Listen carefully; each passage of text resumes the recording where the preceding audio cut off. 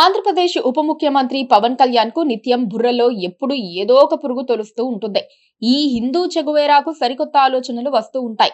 ప్రపంచ సమస్యలు మొత్తం తానే తీర్చగలనని ఆయనకు ఒక ఫీలింగ్ ఉందనిపిస్తోంది. రాష్ట్రంలోనే తాను పరిమిత స్థాయి రాజకీయాలు చేయగలనన్న సంగతి మర్చిపోయిన పవన్ కళ్యాణ్ ఇప్పుడు జాతీయ స్థాయిలో ఏదో ఊడబొడిచే ప్రయత్నంలో ఉన్నారు.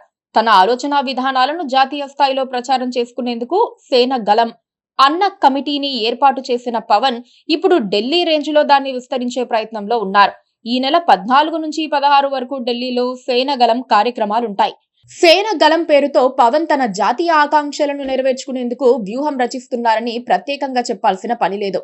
కాకపోతే ఆంధ్రప్రదేశ్ లోనే పార్టీ ఇంకా పూర్తి స్థాయిలో డెవలప్ కాలేదు. ఇక్కడ పటిష్టపరుచుకునే చర్యలు చేపట్టకుండా ఢిల్లీ స్థాయిలో ఏదో చెయ్యాలనుకోవటం ఎందుకనేదే పెద్ద ప్రశ్న. సామాజిక సామరస్యం, బాధ్యతాయుతమైన రాజకీయం ఇలాంటి పదప్రయోగాలు విన్నప్పుడు రోమాలు నిక్కబొర్చుకోవటం సాధారణ విషయం. కాకపోతే సమాజానికి నిజంగా మంచి చేయగల సమర్థత ఉందా అన్నదే చర్చనీయాంశం. పవన్ కళ్యాణ్ పార్టీ సేనగలం పేరుతో కొన్ని రోజుల క్రితం ఒక కమిటీని ఏర్పాటు చేసింది. జన్జీ ఆకాంక్షలను ప్రతిబింబించేలా, రాజ్యాంగ విలువలపై నిలబడేలా పనిచేయడానికి ఒక నూతన వేదికను రూపొందించామని జనసేన నేతలు చెబుతూ ఉంటారు.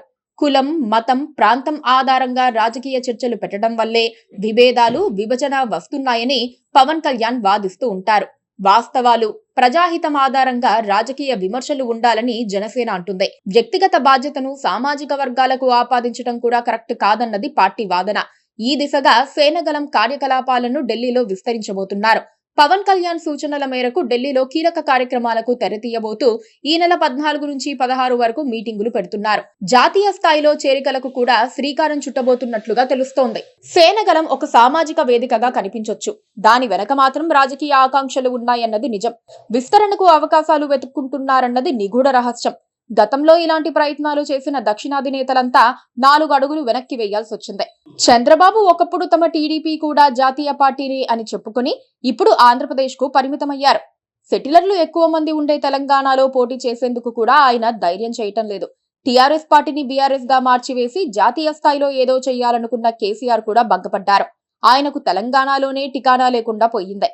జాతీయ పార్టీలుగా ఉన్న వామపక్షాలే ఉప ప్రాంతీయ పార్టీ స్థాయికి పడిపోయిన రోజులివి. ఆ సంగతి గ్రహించి పవన్ కళ్యాణ్ నడుచుకుంటే మంచిది. ఏదో 4 సెమినార్లు పెట్టి వదిలేయటం వేరు. జాతీయ ఆకాంక్షలతో మీటింగులు, సమావేశాలు, స్టేట్మెంట్స్ ఇవ్వటం వేరు. పవన్ కళ్యాణ్ అటువంటి తేడాను తెలుసుకోవాలి. నేల విడిచి సాము చేయటం మాత్రం కరెక్ట్ కాదు.